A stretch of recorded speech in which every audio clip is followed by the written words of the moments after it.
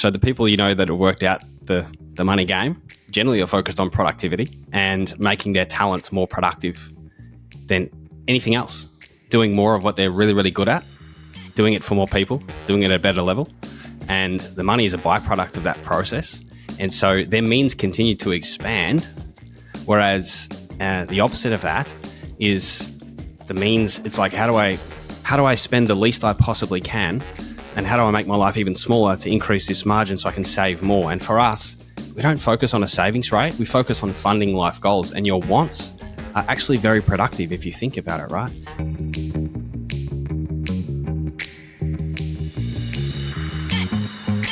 Hello and welcome. You're listening to Dashdot Insider, the auditory epicenter for property investors seeking a life of freedom, choice, and abundance. And today's episode is a real treat. I was joined today by Ryan and Terry from the Cashflow Co. And ostensibly, we were going to talk about money.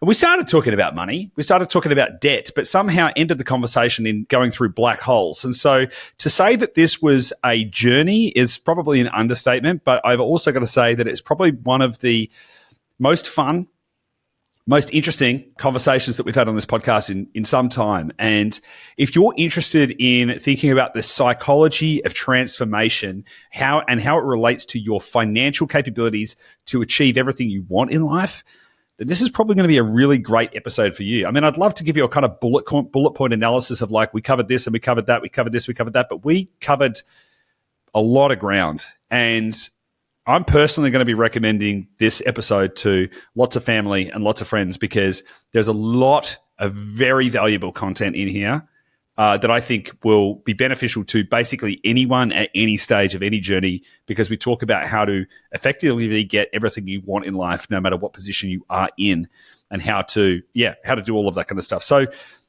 highly recommend you listen to this episode, but then also make sure that you send this to someone because this is truly transformative. And without any further ado, let's get stuck right into it. And I'll see you on the inside.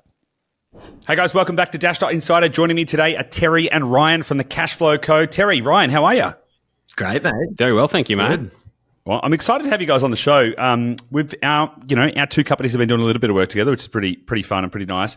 I'm really interested to kind of dig into a few topics here today. One of the reasons I'm excited to talk to you guys is because on your website, you talk about maximizing your return on life by making smarter decisions with your money, which is something I'm personally passionate about. As you guys are well aware, we're a property-centric company, but actually it's not about the property, it's about the life. It's like, how do you maximize your capability to live the absolute fullest, best, richest version of your life? So I'm super excited that is a shared kind of sentiment that you guys have as well.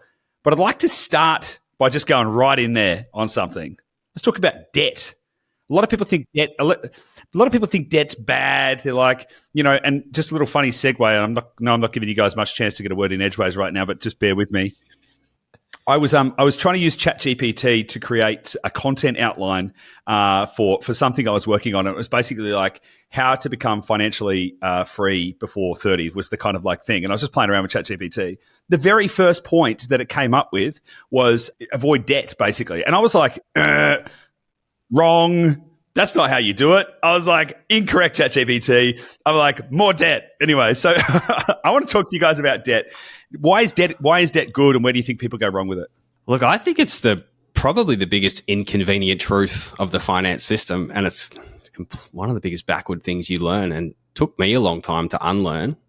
I think there's two components to it. Ryan and I were talking about this just before we jumped on because we thought it might be something that came up. And there's a whole psychology piece and a conditioning piece that you have to unlearn because of, I guess, all the money memes that you swim in as you grow up. Debt is bad, basically, is reinforced at every single turn. Debt is bad, debt is bad, debt is bad. It just so happens to be, though, that we exist in a debt-based system. And so if you look at the biggest winners, it's the people who know how to wield the weapon of debt. And unfortunately, that is just the way it is. I don't love that. It's just that is the way the game is played. But I think there's two parts of it. And maybe I could talk to the psychology piece of it, Ryan, and you might be able to talk to the monetary system part of it. I know for myself, Goose, I definitely grew up with an aversion to debt and a very simplistic kind of notion of, no debt is a good thing and debt is a bad thing. And it's as simple as that. And what I learned going back through, because I guess it started with understanding the monetary system and then understanding the risk of not having debt. And I'm like, but why do I feel like this about debt? And I think it's really, really important to go back through and understand where your feelings about these concepts come from. And in doing this, I'm very, very lucky. My wife is a therapist, and she was able to take me through this process. And she got me to a place where I understood that the first time that I'd learned of the concept of debt was when my dad told me how he became a farmer.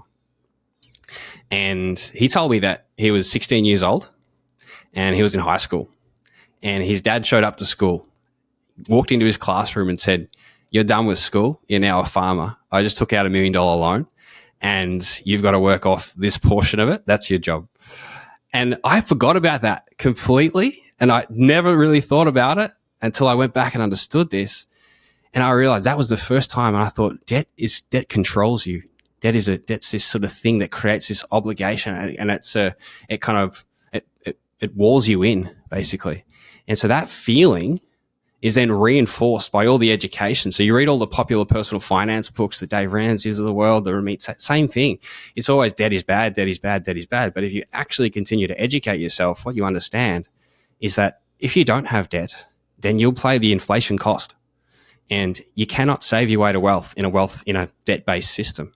So maybe, Ryan, that's where you could pick up in terms of just really kind of reframing the risk of not having debt. I'd love, Ryan, you could also talk to how inflation and debt actually work positively with each other. That would be a really interesting take on that if you've got some space on that. For sure. And I think for your listenership too, mate, it's something that will make them feel better about some of those decisions, knowing that, even just looking at this past period of time, right, it's been the biggest winners have been those guys that have bought bigger assets than they could otherwise afford on their own, using debt to help them do so. And Terry mentioned there the monetary system. The flaw in the monetary system is that the price of things basically have to continue to go up. And we've got central banks that make decisions about making sure that happens. They're focusing on maintaining that 2 to 3% inflation. And the way that they really make sure that happens is basically by creating new money at that central bank level, or by making the cost of debt cheaper so that there's more debt and more credit in the system. And when there's more money going around chasing the same amount of assets, goods and services, but a lot of assets, the price of those assets go up. And we saw this massively with COVID. You think about the stimulus. And, if we look at the last 10 years, there's been a 90% increase in the amount of money in our system, if we look at the money supply. And so that's 90% more money chasing the same properties, for example, and other assets. And so much of that value is actually created through that mechanism itself.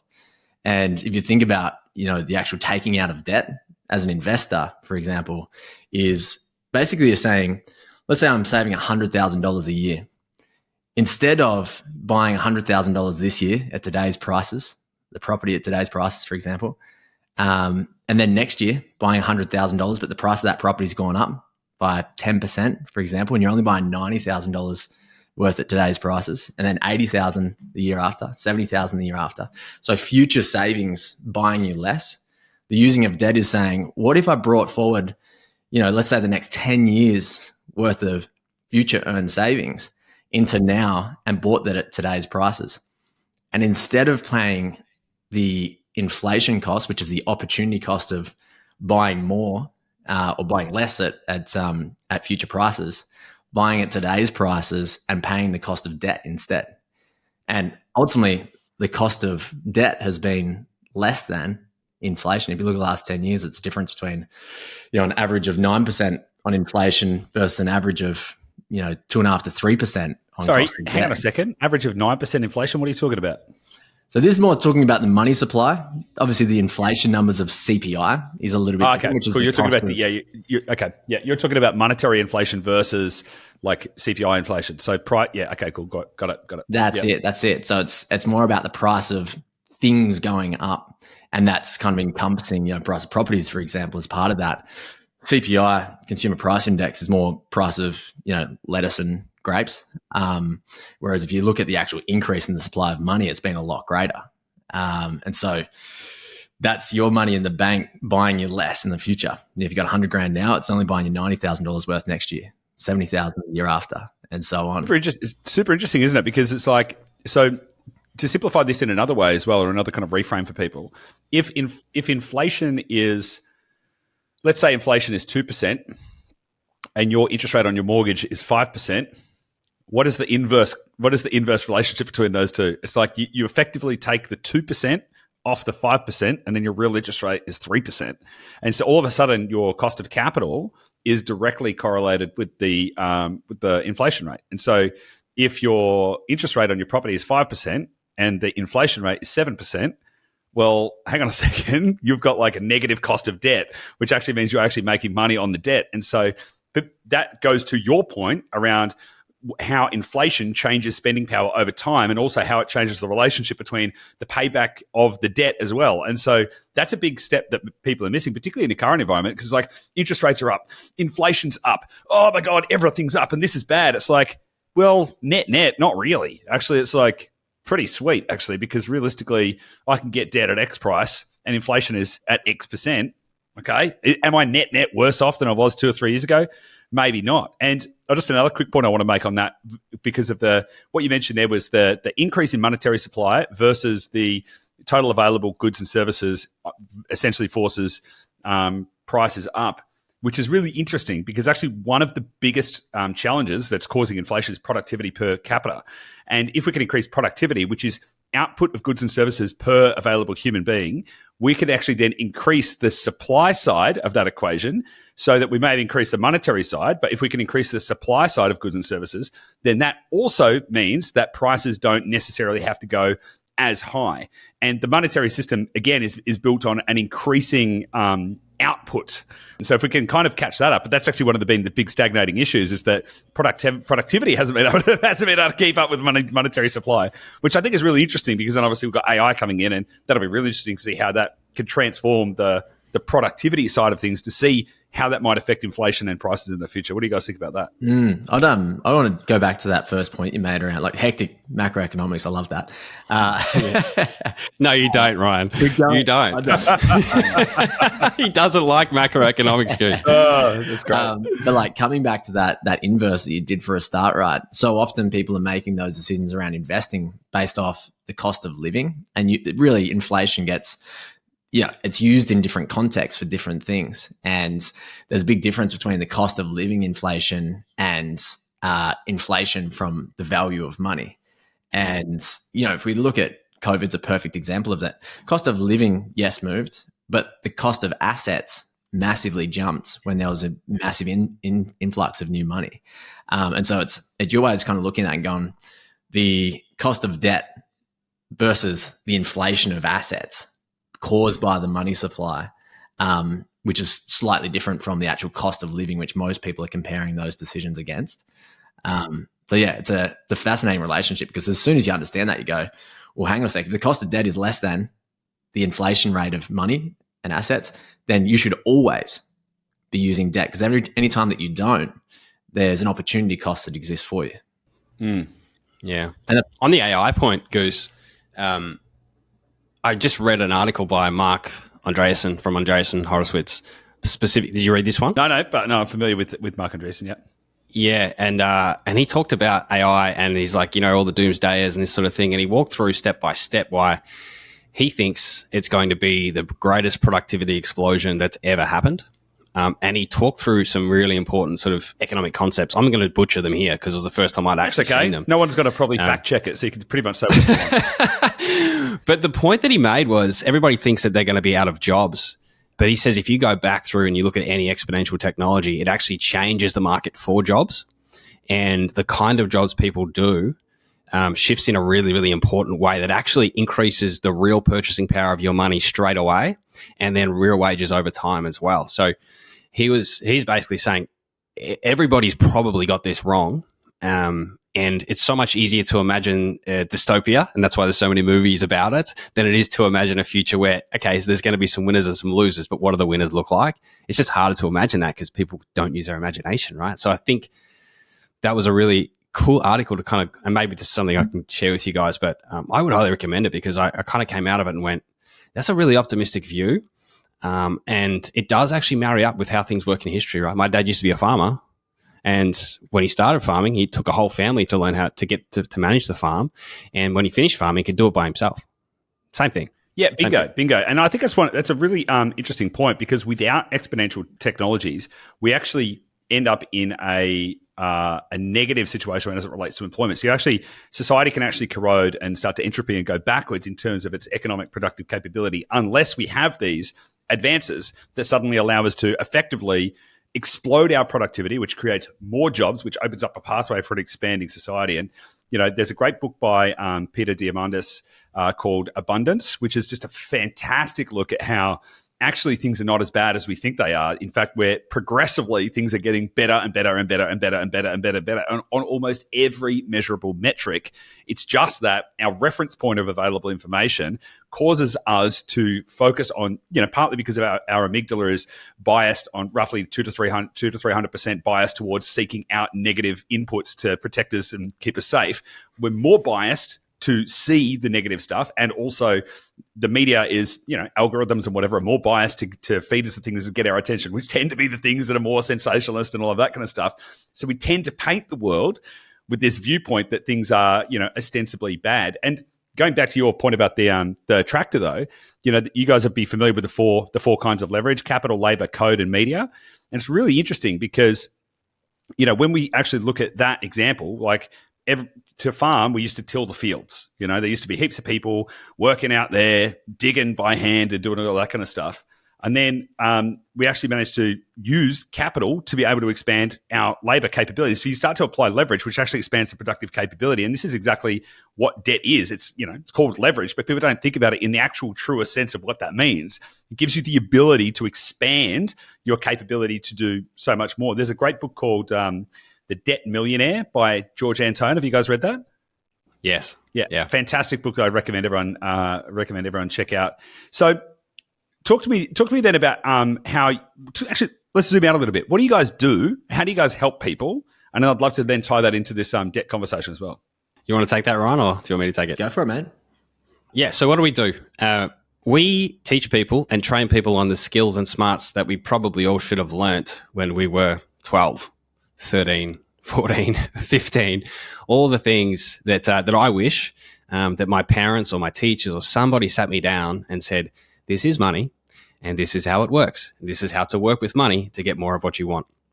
And I went my whole kind of working life, ignoring that and expecting that that's all going to kind of work itself out, until I realized no one's going to come and figure that out for me. I've got to figure that out for myself.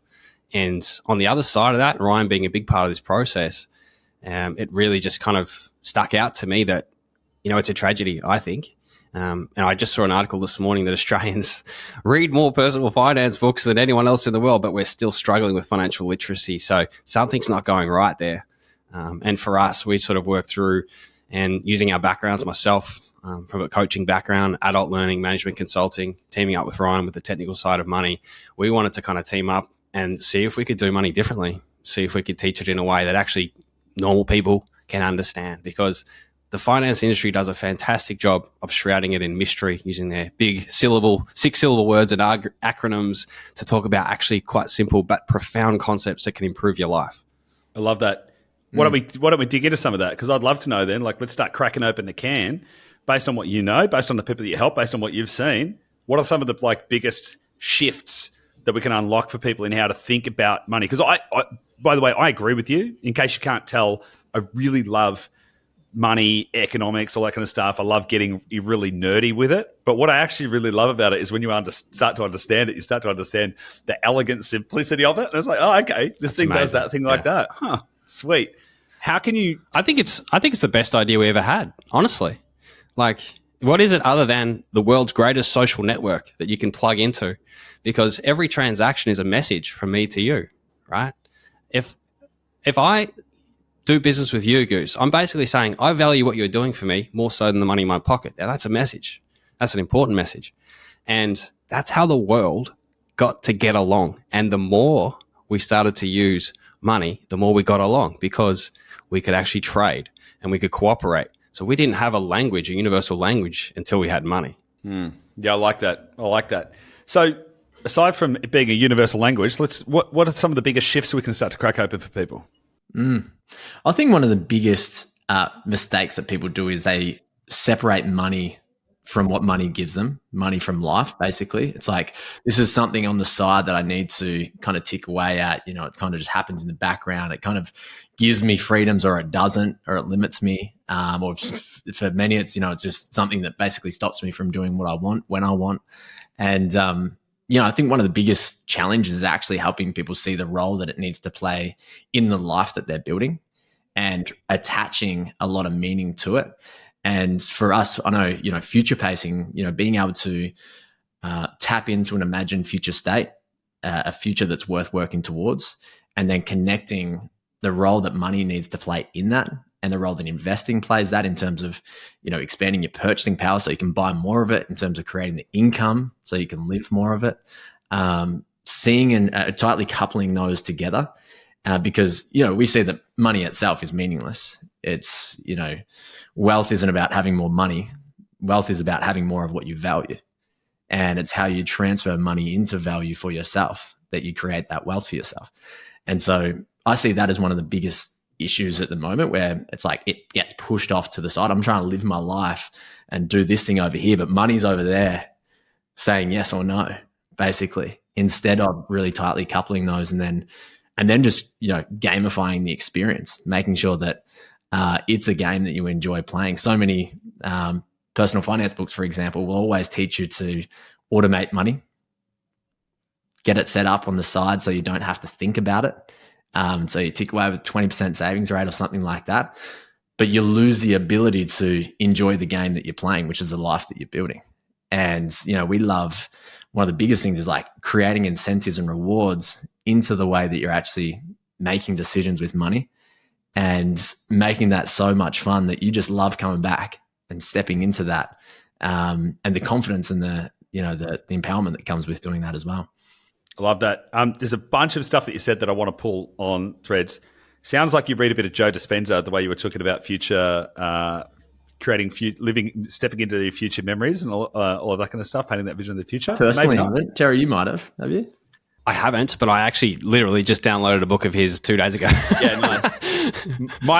Personally, I find more value in listening to him on podcasts and stuff than I have in his books, but hey, that's just me. But he talks about like crafting that future memory. He talks about it more in a kind of like manifesting your capability by creating those future memories, which is super interesting. One of the things that I recognized early on in my life, that money is the one commodity on earth that you can always get more of. Right? Every other commodity is somehow limited by like supply, whereas money actually is not, and you can always get more of it. And to your point, money in and of itself is meaningless. If you changed if we were in a post-apocalyptic world where everyone was seeking food, shelter, and all this kind of stuff, money would be meaningless. Like, what's money going to do? It's not actually a thing. It's to your point, Terry, it's a means of communication. It's like, hey, I'd like to transfer some information from you to like, let's do this kind of thing. And I think that plays a really interesting role in building out a narrative. You've probably heard people talk about escaping the matrix. Now, that's not a terminology that I specifically aspire to adopt, but it's an interesting kind of framework, because what I tend to see is there are people who have worked out the game of money, and there are people who have not worked out the game of money. And the people who have worked out the game of money actually don't really think about money that much and don't care about money that much. Yet they somehow have way more of it and never need to worry about whether or not they're going to have more of it, because they've worked out the game. And on the other side of the ledger, you have people who don't realize it is a game and therefore don't understand the rules because they don't even realize it's a game, and therefore feel stuck. And they're the kind of people where, finance dictates the life that they have. It's like, I can afford or not afford to do X. So therefore my life exists in a particular construct within the vector of how much money I currently have in today's format, versus the people who have just like transcended beyond like, well, money's just fucking made up anyway, and I can have as much of it as I want. And there's trillions of dollars floating around in the world. All I just got to do is, if I just want some, I'm just going to go get it. And completely changes the construct. Can you talk to that a little bit? Can you talk to that kind of like psychological framework and how people sit. I'd love to dig into that concept with you. I think it's to point out the pattern you just talked to, Goose. And if I look at that, it actually all just comes back to productivity. So the people that have worked out the money game generally are focused on productivity and making their talents more productive than anything else. Doing more of what they're really, really good at, doing it for more people, doing it at a better level. And the money is a byproduct of that process. And so their means continue to expand, whereas the opposite of that is the means. It's like, how do I do the least how do I spend the least I possibly can? And how do I make my life even smaller to increase this margin so I can save more? And for us, we don't focus on a savings rate. We focus on funding life goals, and your wants are actually very productive if you think about it, right? If I have a strong, very big vision, then what that does is it starts to shape my identity in a very different way. If I connect to that emotionally, then it's going to change who I am, because I'm going to start to take very different actions. I'm going to move through the challenge that comes with change. I'm going to learn new things along the way. And in doing that, I'm going to create new value. And part of that I'll capture in my efforts and in those endeavors. That is what makes the economies that we all live in churn. And so to me, I think the psychology piece of that is when you're getting out of like, what do I want for me, to sort of go, I think it's I can't remember his name. I was going to say Dirk Diggler. It's not Dirk Diggler. Financial advice from Dirk Diggler. Zig Ziglar, not Dirk Diggler. That's so funny. Zig Ziglar, he said the way to get what you want is to help other people get what they want. And if you can do that for more and more people, then you're going to be tapping into an endless sort. Because the problem isn't money. You're so right, Goose. The problem is we've got too much money. It's sloshing so far around the globe that the prices of things are going up. There's so much money everywhere. And that's actually why we're seeing inflation. So I think it's just changing your focus and then deciding like, okay, cool. How am I going to actually make the most of who I am? So how do people, so go, you're right. I was going to add to that. I always think about in terms of, if there's a future focus, there's a future that you're imagining, saying this is something I want to work towards, then there's that creative power that comes with that. Like Terry mentioned, it tends to shape the identity, because you start to go, who do I need to be? What skills do I need to have to be able to attain that? Which is a growth orientation. Whereas if you don't have that strong, imagined future state, then you tend to be a reflection of your past. It's your conditioning that basically just sets most of it, and sometimes it sets it into stone. And so it's kind of just make sure there's something in the future that you can orient yourself around, so that you're not just a pure reflection of your past conditioning. And I know, having listened to your story too, mate, and some of the challenges you've worked through, if you think about the role that the future focus, what you thought was possible for yourself, how big a role has that played for you, do you think? It's a really good question. And I'll talk to this for a minute, because it's very relevant to this conversation as well, by the way, in a couple of ways. So, not that long ago, I was a very different person. And I mean that in every sense. Like, I was a very different human being. I had different belief systems. I looked different. I acted in a different way. Everything about that you would use to form a perspective of an identity, it was a different person. When I made a decision to change, my identity. And in the first instance, it was to change from someone who, primarily was, it wasn't the specific identity, but it was to shift from basically being an addict to a non-addict, because I had a reason to be, right? That was my relationship. And in that clarity, I actually then started to go, well, what actually is the purpose? Like, what's the point of all of this? And through that's when I started to think bigger and differently. And I was like, well, hang on a second. Now that I don't have the shroud of, the status quo of the time, which for me was small thinking, closed networks, limiting beliefs, and, lots of drugs and alcohol, was put me in a specific mindset that didn't contemplate the future.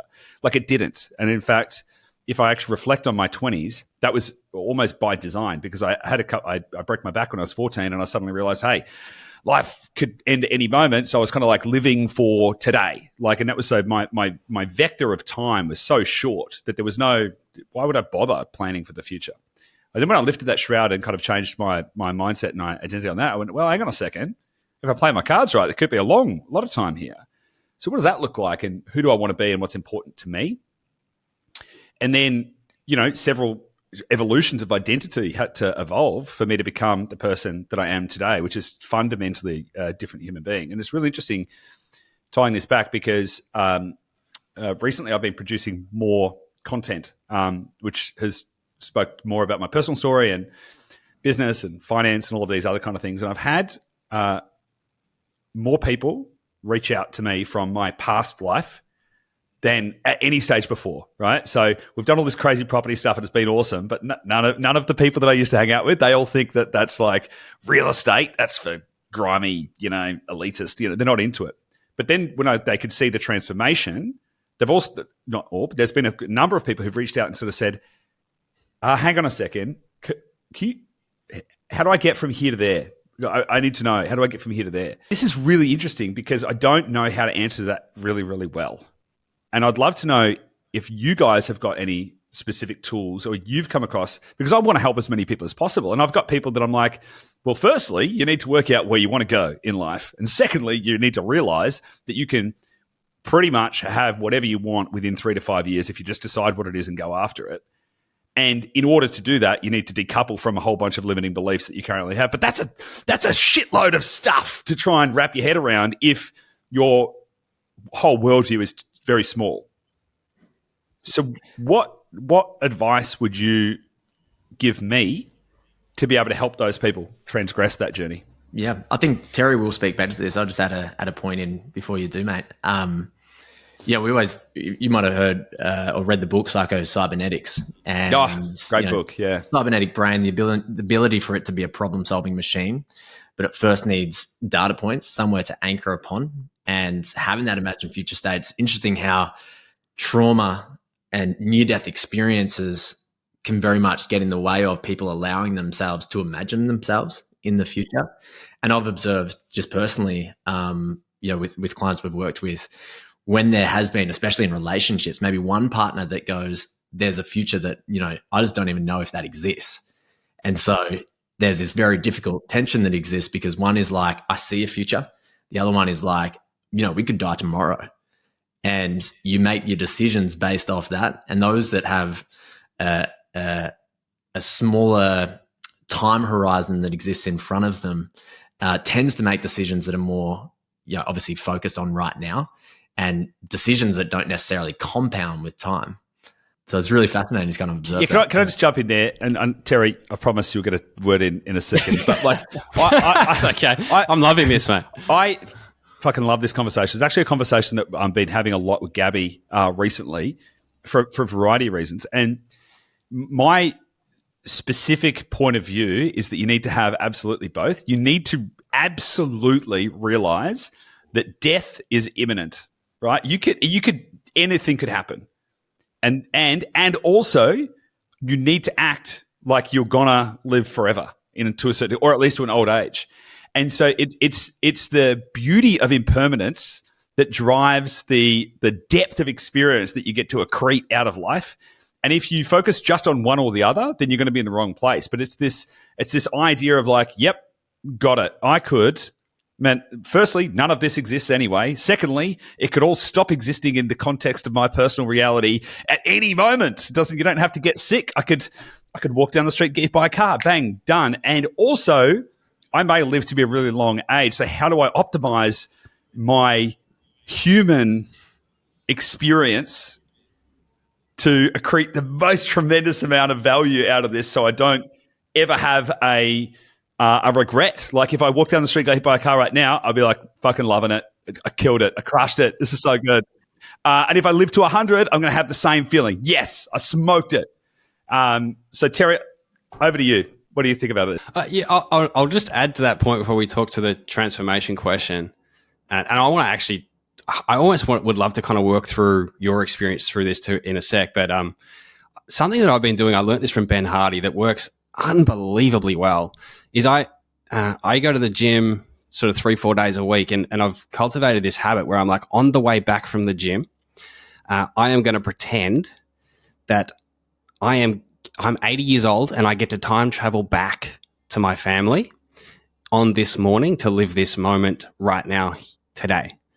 And it really works. Like it really, really works. So if I think to myself, imagine I'm 80, but just for right now, I get to go back, drive back into the car, drive back into the driveway and get to open the door and I get to see my 5-year-old twins. I get to see my wife. I get to give them a cuddle, get to give them a kiss. And how would I be? What would I do?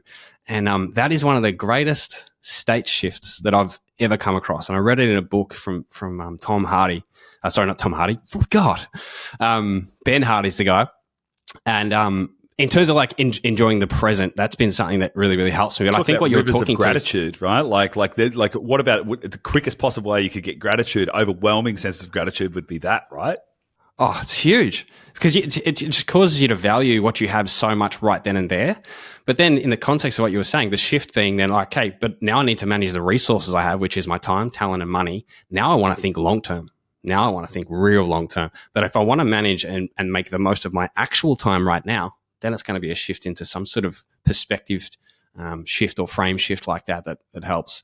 But mate, coming back to your question on you trying to decode your own transformation, because we both listened to your story and it was on the Business and Investing podcast. If you haven't actually listened to it and you've been listening to Goose's podcast, go and listen to it because it's actually amazing. So I would love to just talk through kind of how I've seen transformation for myself and others, and then kind of if this marries up for you, see what you think. Because I made a bit of a study of this and I did it in sport because when you work in elite sport, your job is to help other people achieve. And I was very, very fortunate to get into elite sport literally straight out of uni. And I thought I had it all made because I finished my degree and here I am walking straight into the top level, working for, in the AFL. And I realized in the first 6 weeks that I was in trouble. And that was because I knew how to train people. I knew how to plan. I knew how to program. I knew how to coach and all those kind of things. But I didn't understand the mechanism of achievement. And because of that, achievement wasn't evenly distributed. And I was incredibly insecure because I was so young. I was 23. And I was like, they're going to kick me out as soon as they realize that I don't understand this. And so for me, I was like, I need to understand how achievement works. And I've kind of made it almost like a lifelong obsession to go, what is it? And so for me, I came across, and it's actually a framework from Dan Sullivan, who I'm sure you've probably heard of. And I've kind of built on that because he gave it language. I understood this internally. And then when I came across it, I'm like, that is it. And I think there's actually sort of 6 parts to it. So I'll kind of walk through it. And I think I would love to kind of go back and go, does this work for you? Like, if you think about your transformation, what do you think? It certainly marries up for me, and it married up for every single athlete that I worked with. And I'm talking the highest performance. Is there anything you wanted to say before I jumped in? Look like you. No, I've got a question though. Like I want to hear the 6 points because I can definitely try and marry them up. But I'm also trying to think like what's the big domino, and I don't want to hijack what you're trying to get to because I was just thinking that through because I was like, okay, listen to what you're saying. My experience, the big domino for me though, and this is the probably the key point of difference that I'm struggling to understand with other people. The big domino for me is that I've realized that if I didn't fundamentally change who I was going to lose my partner. I would probably end up dead, but it was more specifically I was going to lose Gabby. That for me was enough. That was like, no, that's not worth it. That's maybe not everyone has that, and so I'm interested in the 6 points, but I'm interested in like what's the first. Well, no, you're right. You're 100% right. You actually pointed to it before. You said you made a decision, but before that decision, and I guess that decision is a function of commitment, and that is the first point. But when you think about commitment, this is the domino, right? You can be interested in building a property portfolio and you can be committed. You've seen the difference. It's very clear, right? So what is the difference? The difference is pain. So humans don't move forward until the pain of staying the same exceeds the pain of change. And so most people are conditioned. We're all told we should never just like stay away from the negative feelings. But if you look back on every big leap that you've ever taken in your life, it starts from a place of pain because there's this function in the brain called the avoid approach response. Avoid pain and approach pleasure, right? And if you look at any big achievement, like let's talk about Oprah Winfrey, yeah? She gets sexually abused when she's a teenager and she says in interviews, that was the most powerless I ever felt. And then she goes on to become the most powerful woman on the planet almost, right? Think about Michael Jordan, gets rejected from his high school basketball team, goes on to become the greatest athlete that walks the planet. And so it's always away from pain toward pleasure, but it's the pain that allows you to look forward to imagine a different future if you just sit in it for long enough. And because you say, I'm sick of this. I don't want this anymore for myself. I deserve more. I want something completely different. And any athlete that I talked to always had an element of that, because that is what pushes you through the next part. Because if you go and pursue anything different, the next part of this whole framework is courage. Like, you have to go out, try new things, learn, fail, fall on your face, feel like an idiot. And it's courage that you need to go through that as you learn these things. And Ryan talked before about the cybernetic brain. Cybernetic brain only learns through negative feedback. It only learns from that didn't quite work, change your approach to something that does. And so if you thought that because you actually don't have you're not committed, then you can be interested. I mean, I was interested in personal finance before I got committed to it, and I had a shit ton of books, but I just flipped through them and I'd be like, yeah, it'd be great to learn that. When I got committed, I was obsessed by it. Very different.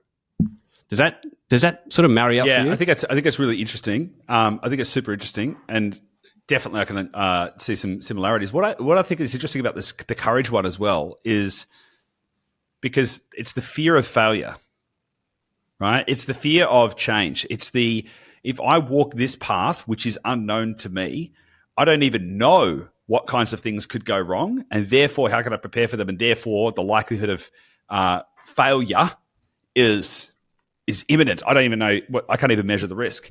One of the most useful tools that I've found to manage risk is to take quitting off the table, because you only, and I mean, like, people might hear that, but not really hear that, because you only actually fail. Now, there's time and a place to quit stuff. I don't suggest, if you're doing something and it's not the right thing, know when to hold them, know when to fold them. Absolutely not a problem. But if you take quitting off the table completely, it is no longer an option. Then specifically by definition, you can never fail. And then if specifically you can never fail, then the natural question to ask yourself is, if you knew that you would never fail, what would you do? Right? Because it's like, oh, well, if I knew I wouldn't fail, oh, well, I mean, I'd do all this kind of weird and wonderful and amazing stuff with my life. And it's like, okay. So you would discover electricity. That's what you'd do. You'd be Thomas Edison. Yeah, you do all kinds of stuff. You might bloody, trek Mount Everest. You might start a business. You might do, what are the things you're most passionate about? And the only thing that is required for you to unlock that, like, amazing reality where you can never fail is to just fundamentally remove quitting. Just say, well, I don't quit. So, and that it means that you also have to be prepared to experience the pain. Right? Because it's like, okay, cool. Well, I mean, however long this takes and however hard it is, I won't quit, which means I won't fail, which means the only possible outcome is success, which means that I can do whatever the fuck I want. It's like, it's crazy. But there's a big shift in there around that courage piece, I think. And for me, it's hard because we've got, sorry, Ryan, you go. Yeah, I was just going to say, when it comes to that pain, right, it's so easy to think that you need to wait for a big event to happen. I need to wait till I hit rock bottom to then rebound. And it's something where you actually need to manufacture that. And, when I think about fear is a psychic pain that exists for you. It's like the uncertainty of being capable to do what you want or need to do to get what you want. And, I know for me, fear in itself, fear around, speaking with clients or, starting a podcast, all of these things is psychic pain that for me was like, I need to use that as the thing to move away from by going through it. And so it's like, use that, heighten it at times just to be like, you know what? I don't want to be in a position where I'm nervous to talk to clients. I'm nervous to talk on a podcast, or I don't want to make money a project because it feels uncomfortable. Instead, you have to go, by not having that figured out, if I push that into the future, how does that play out? Make the pain bigger by manufacturing. There's also an interesting, two things in there that I want to pull on. Number one is that people think pain is a negative experience. Right? There's this perception that if I feel pain, that is ostensibly in some way bad. It's not that at all. It's just signal, right? There's just a signal that like there's this experience, there's an intensity of an experience that's happening in this moment. And it could be physical, it could be emotional, it could be psychological pain, but there's this intensity that's happening. And the only difference between anxiety and excitement is perception, right? On the one hand, you're like, it's the same physical symptoms. It's the same all the stuff. And on the one hand, you're like, this is bad. And on the other hand, like, oh my God, this is awesome. And it's like, oh, well, hang on a second. What's the difference? Maybe you're anxious because you're about to do something you've never done before, which in the right context or the right mindset would be an amazingly beautiful thing to do. And so I don't think people should optimize away from pain. I think people should embrace it for what it is, not seek it out in a destructive kind of way, but like just embrace that is actually part of the tapestry. Just listen to it. Yeah, listen to it, experience it, feel it, hear the message, and to your point, Ryan, use it. Okay, cool. I feel intense right now. Okay, what am I going to do with this? And the other thing I just point out is that like there's another point where an inflection point in people's belief. The rock bottom thing, sure. There's also the rock top issue. Right. And this is something that people don't realize, because in the kind of psychology of money, people think, right, I know what I'm going to do to be successful. I'm going to go and make all this money, and I'm going to stack up all this stuff, and I'm going to do all these things that give me the status in my community. I'm going to get a nice car and get a nice house, and I'm going to wear a nice suit and go to the right job and do all this kind of stuff. And then they get there, they get to that point, and then they realize it was all for nothing. It was worthless. And what's really interesting is I have had plenty of rock bottom stuff. I've also had rock top moments where I've suddenly got to a certain point where I can see the top of the mountain from where I am on specific parts of my journey. And I've gone, oh, why am I climbing this mountain? I need to do a values assessment to work out where the hell I'm going, because I don't think that that's it anymore. And that's really interesting as well. So you've got these kind of like, really it comes down to optimizing for like, what do you want, right? And then the money conversation just becomes about a facilitation element of that vision of your reality in line with your values. Well, you can't optimize until you know what you're optimizing for. And I think a lot of people start trying to optimize and they optimize just for more instead of a better life. And so if you don't know what the money's for, then you will just chase money. But money isn't wealth and wealth isn't money. Money's just a way to move wealth. And so for us, like we spend a lot of time. So these two things we just talked about, we spend a lot of time with our guys on commitment, a lot, because we'll have them sit there with us and we'll be like, no, I'm going to ask you this question. What is this about for you? Why does this matter? What is the cost of you doing nothing? What are you sick of? And what do you really, really want? Because it's so hard to separate yourself from what society wants for you and from what other people think is important. It's very hard thinking, and people can't do it for themselves. I don't do it for myself. I got one of my coaches to do it for me last week. Ryan and I used to do it for each other. Now we get our coaches to do it for us. It's a very hard conversation to have when you actually give yourself permission to say, that is what I want. And I don't care if it's not the same as you, or it's not the same as what dad wants for me, or whatever. That is what's important to me. And so sometimes people need to be give themselves permission and be given permission to just declare it. And developing that internal scorecard versus the external scorecard. We've been chatting a lot about mimetic rivalry and how that influences the things that we want, how we catch our wants from other people through the observation of others. Is that something I want? Is that someone that I want to be more like? Mimesis. Mimetic desire. Mimetic desire. Yes. So this is the... Oh, you love this, Goose? You haven't come across this? What the hell's mimetic desire? You go, Ryan. We just found your next rabbit hole, mate. Yeah, I know. This is great. Critical one. And basically, just a really high level, it's a recognition that, there's a body of work that exists around and philosophy around the fact that we don't necessarily develop our wants internally, but we catch them from others. And so it's through the observation of others and specific people that we want to be more like that we see what they want and we go after those things. But with time, we develop an internal scorecard, which is essentially what we value through the experimentation of what we've seen others value.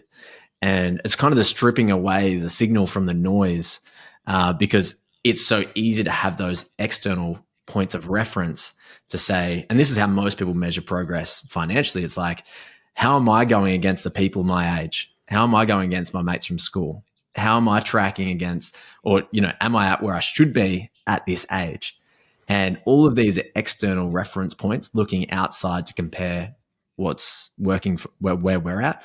And the shift, and a big shift that we make sure that we help our guys make, is you want to have one eye on the future you're working towards, but then focus most of your attention on the progress you've already made.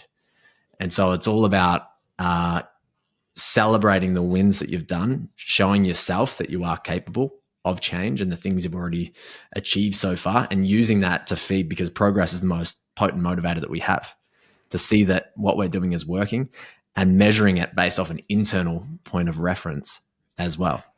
Love that. Yeah. Comparison's the thief of joy. Mimetic desire is so funny, by the way, because, I won't segue, but actually that's just a very specific thing that Gabby and I have been talking about recently around, like, why is Canggu popular? Because ostensibly it's cool and I like being here, but like the beaches are dirty and, there's like lots of traffic, and it's like, so why does everyone like being here? And I'm like, it's got something to do with the zeitgeist, like people develop a belief because they see other people doing this thing, and then all of a sudden it builds up this. So, but going back to the points of reference, right? And this is fundamental to the transformation question that we were hanging off a little moment ago.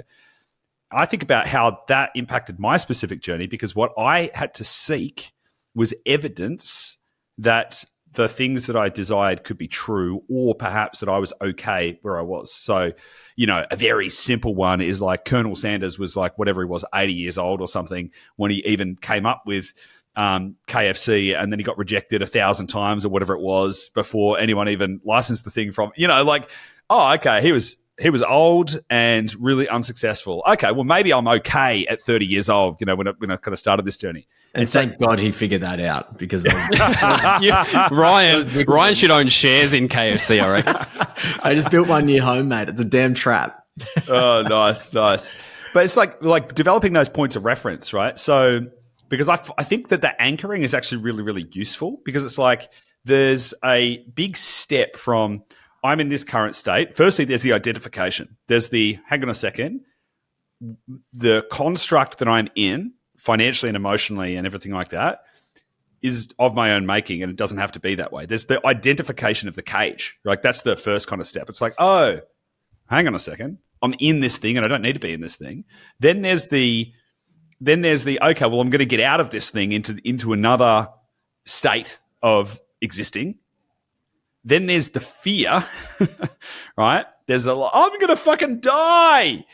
And then the only way that you can get over that is to build a body of evidence to suggest that internal fear is unfounded. It's like, well, maybe I'm not going to die, because I can see there's this person that's done this. And so there's a degree to which, mimetic referencing of people in that context, mimicking, can actually be super useful. It's social gravity. We actually did an episode recently where we said, look, here's how it's destructive and here's how to make it constructive.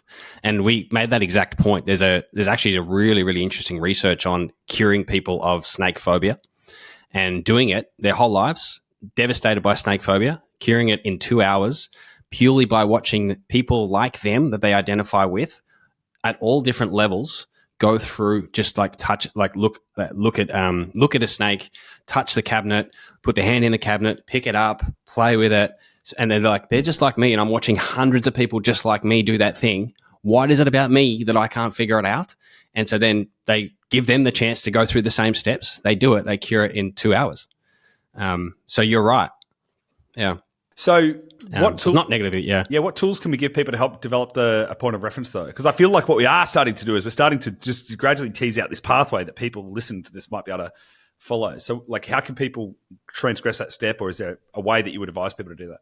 We did a lot of thinking on this, and we talk about, like, a bit of a philosophy: time over money, experiences over things, connections over transactions, and mastery over mediocrity. If you spend money in those ways, pointed towards the more of this, less of that, you will build a life of meaning, which will make your money more meaningful. And so you'll feel better about your money on that way. So we take people through this process. We facilitate, what would your ideal day look like? Walk me through it from 7 a.m. What's the first thing you do? And who's around you? Is your house clean? Is it clean? Is it cleaned by cleaners? What's going on? To the level of depth where you have to be able to see it in your mind's eye. You have to be able to see it. And so that requires asking very specific follow-on questions. So how would you know that you own your day? What would that look like? Does that mean that you get up and you don't have a plan? Do you own your calendar? What's true? And living in that state and dragging people into that future so that they can articulate it. Yeah, it's so interesting, isn't it? Because people think they want money, but what they actually want is what money can provide for them. And it's not about like no one wants $1 million in the bank. Like what they want is what they believe that will unlock for them: more time, the ability to do these other things, but they haven't clearly defined it. So it's a very interesting idea that it's actually not the money. The money's got almost nothing to do with it. It's these other outcomes. And if you actually optimize towards the outcomes, you may find that the money side of things is, really not as deeply correlated as you once thought. I do this kind of exercise with people all the time. I'm like, just a very simplistic way, just because I'm mindful of time. But I'll ask people like, so what is it you want? What if you could remove all the current constraints in your life? Like, what would you do? Roughly, of all the people I've asked, roughly 90% of people say I'd travel. Roughly 10% of people say I'd love to move to the country and grow vegetables. It's so weird that it's pretty much they're the two categories that I've discovered with some minor variations. Definitely marries up with us too. It's crazy. And then I'm like, the next question I've got is like, well, why don't you just go do it? And there's genuinely like, some people may have some limitations or whatever, but broadly speaking, most people don't. Like broadly speaking, it's all up here. Like, my kids go to school at this school. It's like, well, could they go to school at a different school? Like, I've got the bingo. Like my auntie and uncle, I was like talking to them, why don't they travel more? And they've got their bingo club. And I'm like, well, that's great. But like, could you play bingo somewhere else? So yeah, it's super interesting to decouple the outcome from the method, I think, as well. And I think also feel the outcome. So a big part of that, right, is actually stepping into that place and then asking yourself what that does for you, because we're emotional beings. We actually make decisions basically based off, like we said, avoiding pain, making ourselves feel good. And it's what the outcomes give us, at that next layer, ultimately, that orients our decisions. And when you do step into that imagined future state and you feel it, your emotion, your nervous system says, I want to wire you in a way that makes sure that you get towards that. You get to feel more of that. And, 10% of our decisions happen at this conscious level, which is us sitting down, writing it down, making decisions, working with others. 90% of our decisions is us wayfinding our way through. We're hitting all these forks in the road and we're course correcting based off a feeling. There's a gut instinct that's directing the play. And it's how you kind of fine tune that nervous system to make sure the gut instincts are pointing in the right direction, essentially. And so it's always kind of stepping even that little bit further than the outcomes. And, you asked that question before, like, how do you get people to have that transformation? That's ultimately the question we've been asking ourselves and working on for, the last 4 years. And we've definitely found that step is so pivotal. Can't skip it. In feeling it, seeing it, feeling it. But then also the away from part, which is heightening the pain of non-change, essentially. Yeah, it's really interesting because you guys were asking about my journey. And I've been pretty vocal about this as well. Probably there's a bunch of things that I've done to get from where I was to where I am now. But one of the biggest, most impactful things that I've done the most consistently, that's delivered probably the greatest asymmetrical rewards and results and has dictated almost everything that's happened, has been vision. So I sit down basically every day and write out my vision. Now, back when we started Dashdot, that was a huge transformational time. It was like new identity, new career, new business. It was like, oh my God, I felt myself melting, my identity just like peeling away every day. It was insane. It was really hectic. Every day I'd write out like my vision of the future. Now, the thing is that changes, right? Because I had no idea what I wanted. So I was like Ferraris and whatever. And I'm like, I've got no interest in a Ferrari, right? Like none. But like at the time it was useful. Like it was like, okay, I know where I'm going. I'm going to make this much money. I live here, and it's all present tense type journaling. But I do it every single day because I had to reprogram my mind for where I was going so that I'd know what it was all about. And it was that process of continuous reprogramming. Now, the things I write down today are vastly different to the things I wrote down 4 or 5 years ago when I was starting on this journey. But the vision piece, like that crafting the vision of the future to the degree that you believe that it is true, so that it is no longer a story. It's something that it's something that you know.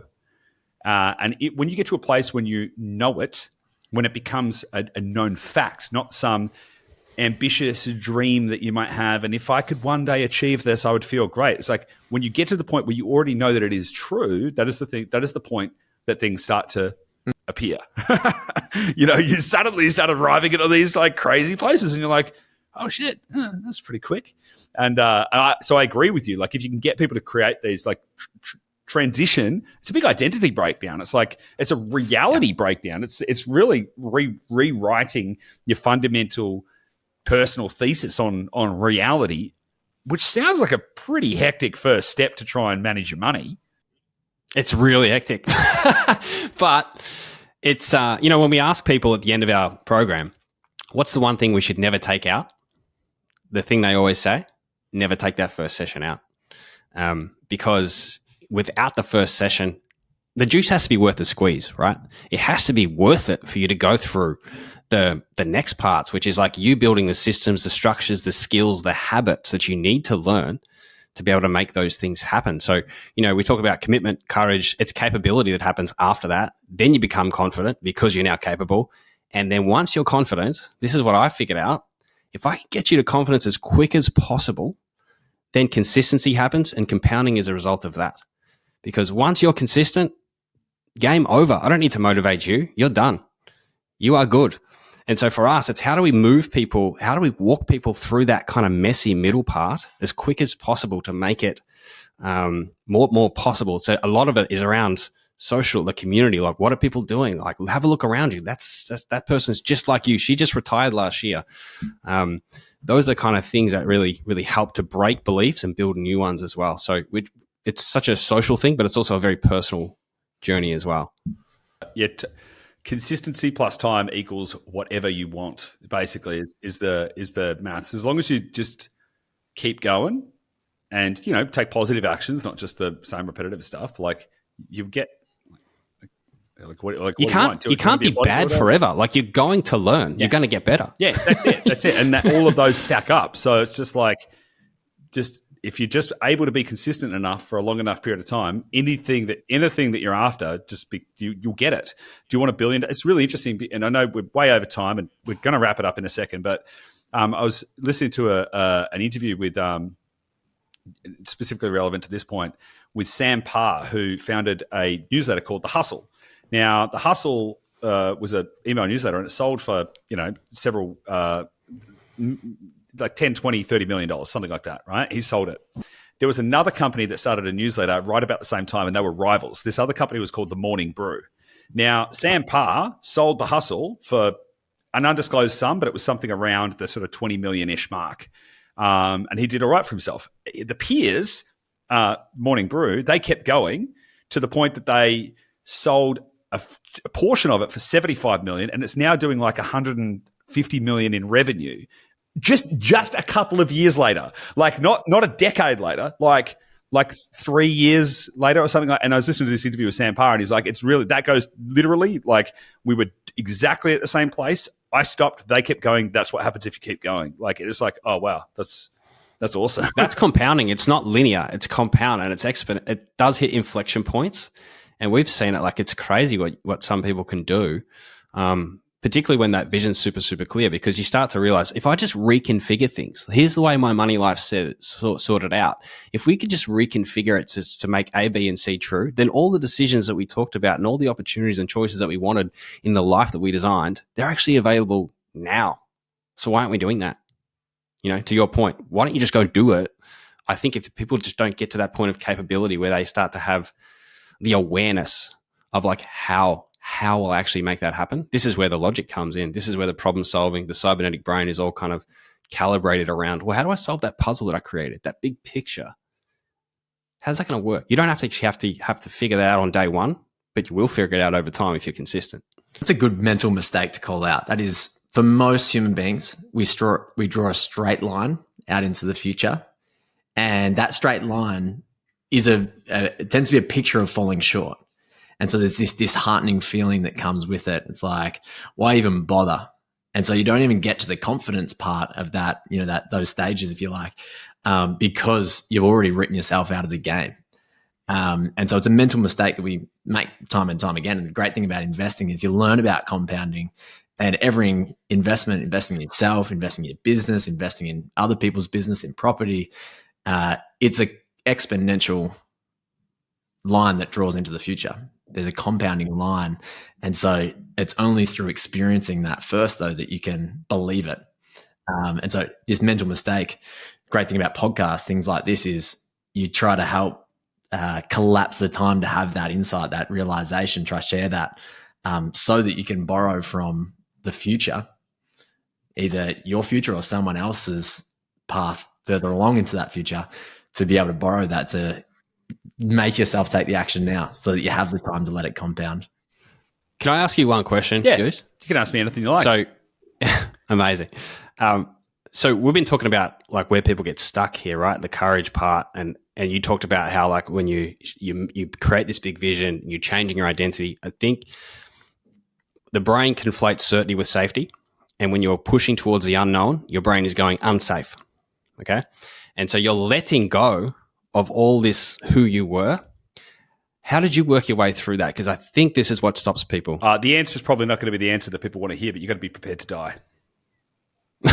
No, I mean it. No, and I actually mean it. Now, I will speak the truth that is the truth for me, right? And that's so I believe that you need to be prepared to cast yourself into the abyss spiritually, emotionally, like in all ways. And that necessarily means that you must be prepared to die. You need to die to be from one identity to become another one. Now, I'm not advocating drugs and stuff, but the same thing happens if you take a very high dose of psychedelics. You experience what's called ego death. But ego death only happens at a specific moment when you actually have to let go, and you need to actually be able to mentally say, okay, I'm ready. I'll let go. I'm prepared to die. And that is when ego death happens. And that's a way that you can experience that. But the same thing goes with identity shift. You have to have the ability to say, I'm ready. Like I'm ready to burn everything to the ground to start anew. And I don't mean that you need to go and self-destruct anything, but you need to have the fortitude to do that. And I think it's only through the willingness to do it that the change can happen. Yeah, I think it's the one I'm fascinated with at the moment. I think a lot of it comes with social pain. Your brain doesn't really distinguish between social pain and real pain. And because it is, I mean, I had the same identity death, right? Coming out of sport, being the sport guy. And you have people that are looking at you going, what do you want about, mate? What are you talking about this for now? And so there's this whole sort of social sort of challenge that comes with change that you need to be able to move through, because you're letting go of who and what you know, but you are also connecting with other new people that are coming into your world as well at the same time. And I think if you just fixate on what you're losing, you actually miss what you're gaining through that period of time. I think there's an element of curiosity, right? Because like the more curious you are, the more prepared you are to try. So my ideal way to die, if I could choose, would be to go into a black hole. That would be my ideal way, right? Right? Because I'm like, I want to know what happens on the event horizon. Yeah. I want to experience what it's like to have gravity pull me apart whilst my soul and consciousness experiences it. It's like, which sounds crazy, right? But like fundamentally, I'm like, that'd be a way to go. Like, you might just time travel and just go back to the start and do it all again.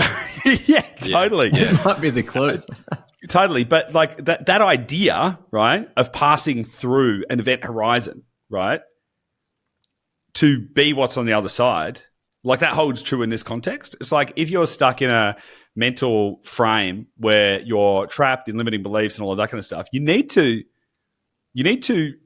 get prepared to jump into a black hole, to go, okay, I'm going to go. I'm going over the event horizon. Come hell or high water, there's either something on the other side or there's nothing on the other side, but I'm going through because I'm going to have a look, right? And that's a pretty healthy dose of curiosity to want to go through that, So anyway. Yeah, it's a good point. I like that. Be curious all the way through. Nice. All right. Anyway, guys, it's so funny. We didn't get to talk about money. We didn't talk about money as much as I thought we would talk about money, put it that way. But I loved where we took the conversation. I've really, this has been one of my favorite podcasts in some time. So thanks. I appreciate it. Pleasure, mate. Thank you, mate. If people want to get in touch, if they want to reach out to you guys, if they want to go on this journey with you and kind of learn more about what you guys do, where do they go? Yeah, so they can jump across to the website, cashflowco.com.au. If they want to go quite specific, but we have our podcast, The Passive Income Project, which is on all platforms as well. And no doubt, mate, we'll get you on ASAP as well. We need to bring you across and we'll make a part 2 of this. Yeah. Well, I was I'm going to have to get you guys back on because we had a whole list of things that we were going to talk about. Pretty sure we didn't really talk about any of them. So I'm like, I was already thinking, I'm like, are we going to have to do like a podcast every 4 weeks or something just to try and get through all the stuff we were trying to talk about? So. Well, we saw the run sheet and we were like, no chance. We listened to a few of your episodes and we're like, that's not happening. No, but for sure, mate, would love to continue the conversation. But yeah, on the podcast, the website as mentioned. And yeah, that's probably any other ones you think of, Terry? Instagram, the Cashflow Co. Yep. Did you say that? No. Good. They'll find you. Cashflowco.com.au. Perfect. We'll suss it out from there. We'll put some links in the show notes. Terry, Ryan, awesome conversation. I look forward to speaking to you again soon. Thanks, mate. Legend. Thanks, mate.